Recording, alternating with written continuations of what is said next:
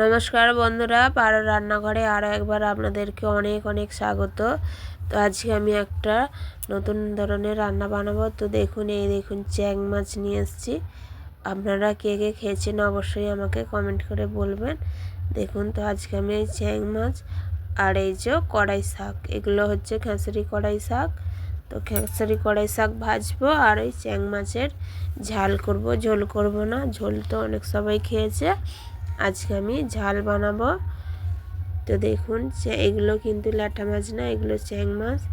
তো চলুন বন্ধুরা, আমি মাছগুলো আগে কাটাকাটি করে নেব, তারপরে রান্না বসাবো। তো প্লিজ বন্ধুরা, আমার চ্যানেলটিকে লাইক করবেন, কমেন্ট করবেন, আর পারলে আমার চ্যানেলটিকে সাবস্ক্রাইব করবেন। তো চলুন, এই দেখুন কড়াই শাকগুলো একদম টাটকা জমি থেকে তুলে নিয়ে আসছে।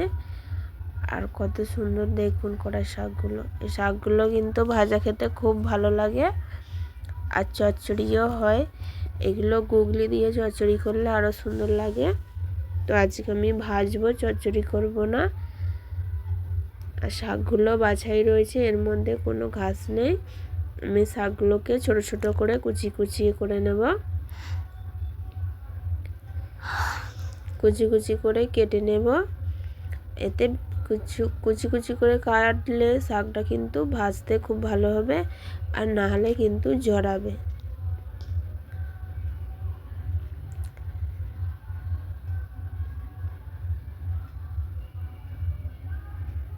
তো আমি শাকগুলো ছোট ছোট করেই কুচিয়ে নেব।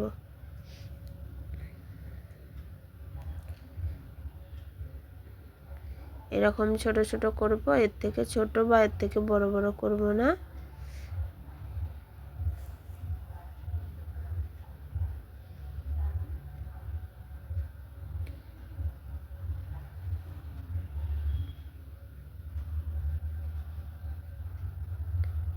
তো বন্ধুরা, যে কোনো কড়াই শাকই কিন্তু খেতে ভালো হয়। আর এই শীতকালে কিন্তু এই খেসারি কড়াইয়ের শাক খুব পাওয়া যায়, বা আমাদের খেতে বোনা হয়। তো সেখান থেকেই নিয়ে এসেছি। দেখুন, একদম টাটকা শাক, এতে কোনো সার দেওয়া নেই, এমনি জমিতে ছড়ানো ছিল। তো এইগুলো খাওয়ার জন্যে, তাই এতে আমরা সার ফার কিছুই দিইনি।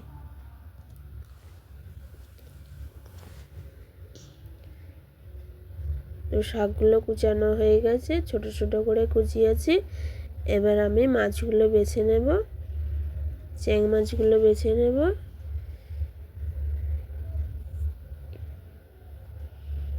তো চ্যাং মাছগুলো বাছার জন্য এই যে ছাই নিয়েছি, অল্প ছাই। আর ছাই দিয়েই কিন্তু এই মাছগুলো বাছতে হবে। আর এই মাছগুলো কিন্তু খুব লাফায়, যেহেতু এগুলো পাঁকের মাছ, এগুলো লাফায় আর এর গায়ে আঠালো ভাব আছে, তাই ছাই নিতে হয়। ছাই দিয়েই বাছবেন, নাহলে কিন্তু হাত কেটে যাবে।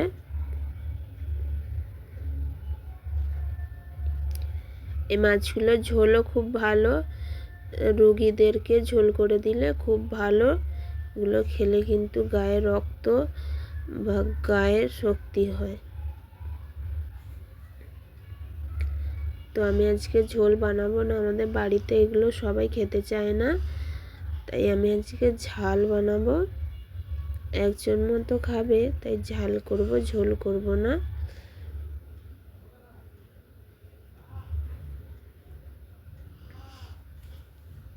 মাথাগুলো কেটে ফেলে দেব, মাথাগুলো নেব না। দেখুন, মাথাগুলো সেই ভাজলে সাপের মতো হাঁ করে থাকে, বা মাথাগুলো খেঁচে থাকে, মাথাগুলো নেব না, মাথাগুলো ফেলে দেব।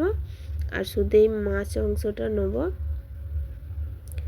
তো বন্ধুরা, আমি এরকম করে মাছগুলো বেছে নেব। আর ওই দেখুন, ও মাছ ধরতে এসছে, দেখুন হাতে করে মাছ ধরছে। ওই দেখুন, যতবার ধরছে কেমন লাফিয়ে লাফিয়ে চলে যাচ্ছে। দেখুন, ওই দেখুন মাছটা কেমন লাফাচ্ছে। তো মাছগুলো আমি সবগুলোই প্রায় বেছে নিয়েছি, আর একটা রয়েছে, এটাও বেছে নেব। আমি সবগুলোরই কিন্তু মাথাগুলো কেটে ফেলে দিয়েছি।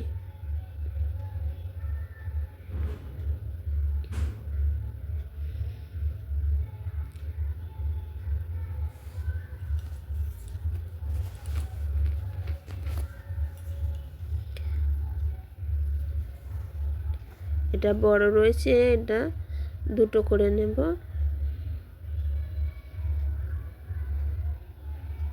তো মাছগুলো আমার বাছা হয়ে গেছে। এই দেখুন সব কটা মাছেরই আমি মাথা ফেলে দিয়েছি, দেখুন। তো চলুন, এগুলো আমার বাছা হয়ে গেছে। এবার মাছগুলো ভালো করে ধুয়ে নিয়ে আসছি। তো দেখুন আমি ধুয়ে নিয়ে এসেছি। আর এখানে উনুন যে ধরিয়েছি, কড়া বসিয়ে দিয়েছি। কড়াতে এবার তেল দেব।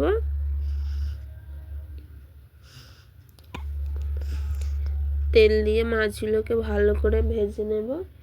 যেহেতু ঝাল করব তাই লাল লাল করে ভেজে নেব। তেল গরম হয়ে গেছে।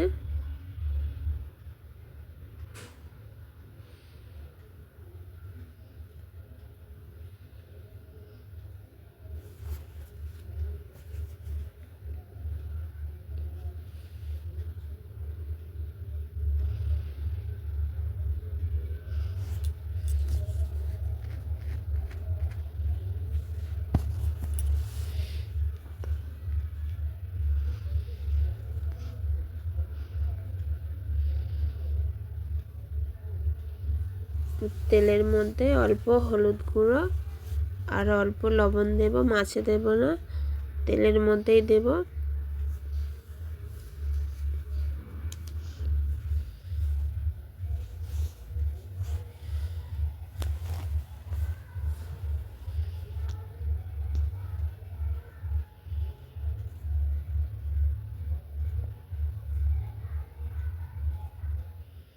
লবণ দিলাম, হলুদ দিলাম,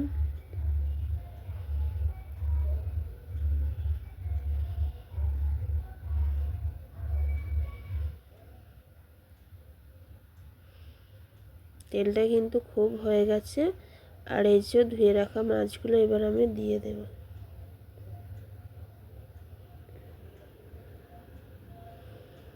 মাছগুলো যেহেতু জ্যান্ত, কড়াই দিলেই কড়ার মধ্যে দেখুন কেমন বেঁকে যাচ্ছে।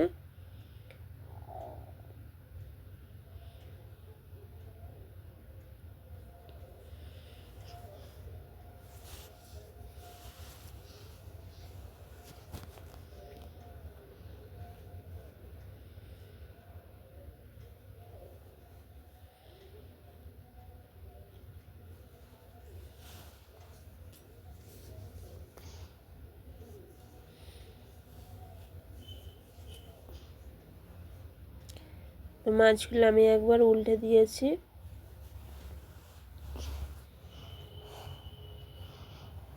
বেঁকে যাচ্ছে দেখুন। মাছগুলো একটু খুন্তি করে ভালো করে সমান করে দিয়ে লাল করে ভালো করে ভেজে নিয়েছি, তুলে নিচ্ছি। তো ভেজে তুলে নিয়েছি। ওই কড়ার মধ্যেই এবার মাছের ঝালটা করে নেব পেঁয়াজ দিয়ে।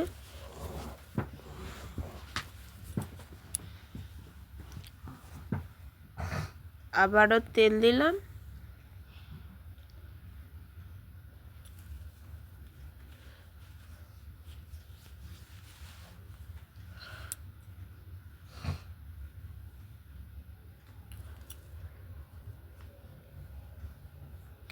দেব গোটা জিরে,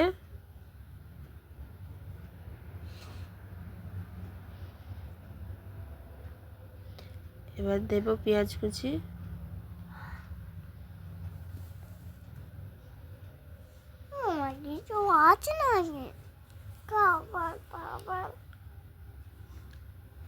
পেঁয়াজগুলোকে একদম খুব বেশি লাল লাল করে ভাজবো না, আবার হালকাও ভাজবো না।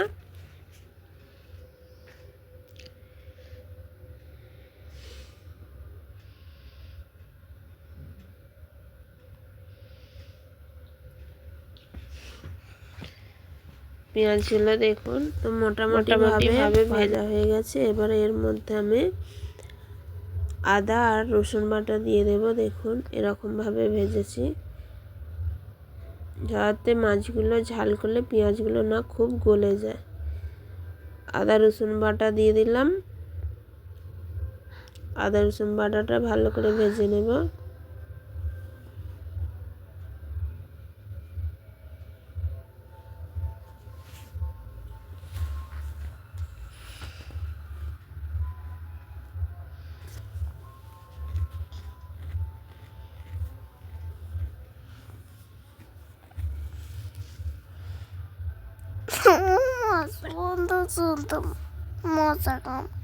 এবার দেব হলুদ গুঁড়ো, 2 চামচ হলুদ গুঁড়ো দেব, আর লঙ্কা গুঁড়ো দেব 1.5 চামচ মতো লঙ্কা গুঁড়ো দেব,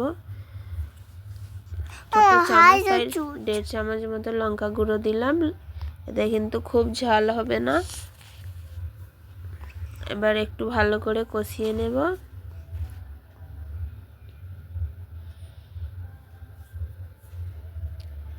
ভালো করে কষানো হয়ে গেছে।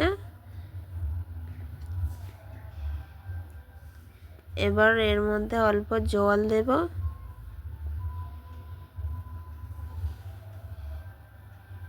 অল্প জল দিলাম। যেহেতু ঝোল রাখবো না, মাছের ঝালটা একটু মাখা মাখা করব, তাই অল্প জল দিয়েছি।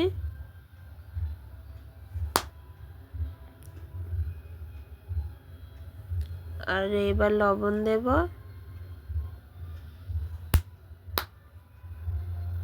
স্বাদ মতো লবণ দিলাম। ঝোলটা ফুটে গেলে তারপরে মাছ দেব।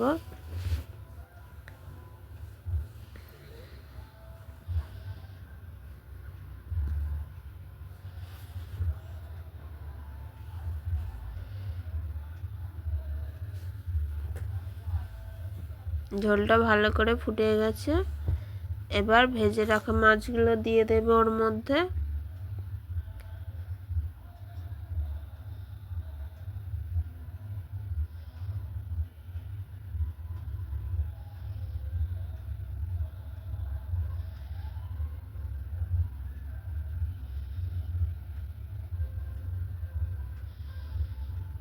ঝোলটা একটু শুকিয়ে গেলে তারপরে নামিয়ে নেব।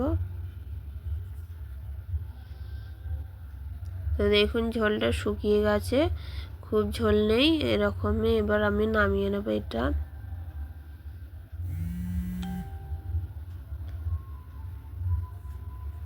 আমাকে ফোন করেন।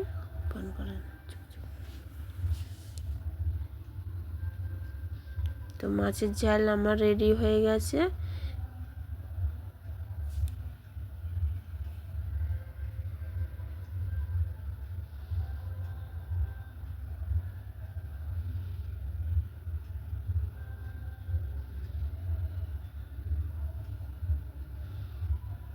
তো দেখুন কত সুন্দর হয়েছে, আর এটাও খেতেও কিন্তু খুব সুন্দর হবে। এবার শাকগুলোকে ভেজে নেব। ওই কড়াইয়ের মধ্যে শাকগুলো দিয়ে দেব। শাকগুলো আগে একটু সিদ্ধ করে নেব।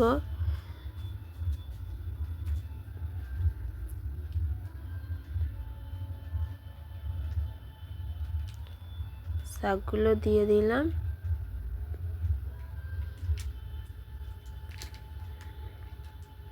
এবারে অল্প জল দেব, লবণ দেব।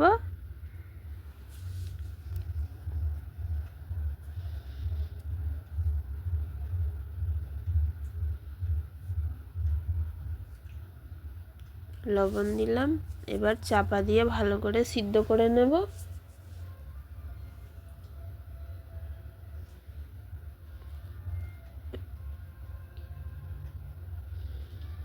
যেহেতু এটা কড়াই শাক, একটু ভালো করে সিদ্ধ করতে হয়। আর এই দেখুন মাছের ঝোলটায় কিন্তু একটুও ঝোল রাখিনি। একটু ভালো করে না সিদ্ধ করলে ওই দেখুন কতটা জল বেরিয়েছে, নাহলে শক্ত শক্ত হয়ে থাকবে। ভালো করে সিদ্ধ করে নিলাম, নামিয়ে নিয়েছি।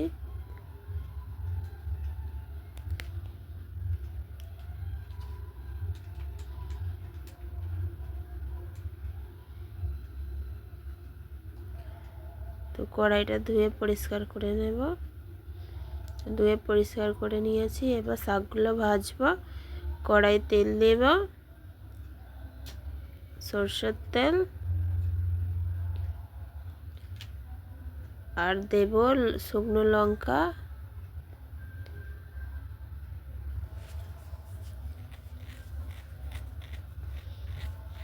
শুকনো লঙ্কা দিলাম, 2টো শুকনো লঙ্কা, আর অল্প পেঁয়াজ কুচি দেব।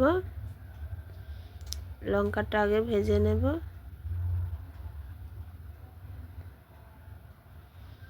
এবার দিলাম অল্প পেঁয়াজ কুচি।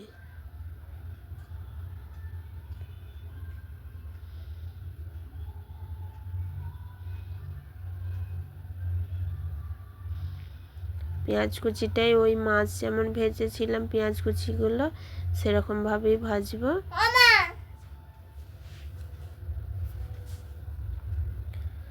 শাকগুলো জল ঝরিয়ে এবার একটু শুকনো শুকনো করে ভেজে নেব যাতে শাকের মধ্যে জল না থাকে।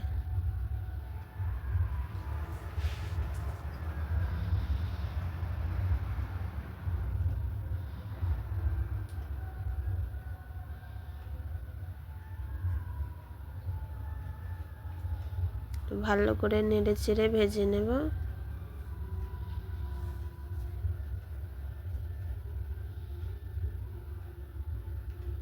তো দেখুন শাকগুলো আমার ভাজা হয়ে গেছে, জল শুকিয়ে গেছে, এবার নামিয়ে নেব। আর যেহেতু এগুলো কড়াই শাক তাই কড়াতে কিন্তু এটা লেগে যায়নি। অন্য কোনো শাক ভাজলে কড়ার মধ্যে লেগে যায়, এটা কিন্তু কড়ার মধ্যে লাগবে না।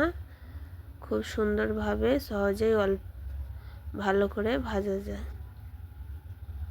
দেখুন কড়াতে একটু কিন্তু লাগেনি। তো আমার শাক ভাজা রেডি। তো দেখুন বন্ধুরা আমার কড়াই শাক ভাজা আর এখানে রয়েছে চ্যাং মাছের ঝাল। তো এই দুটো রেসিপি আজকে বানালাম, আপনারা অবশ্যই বাড়িতে বানাবেন।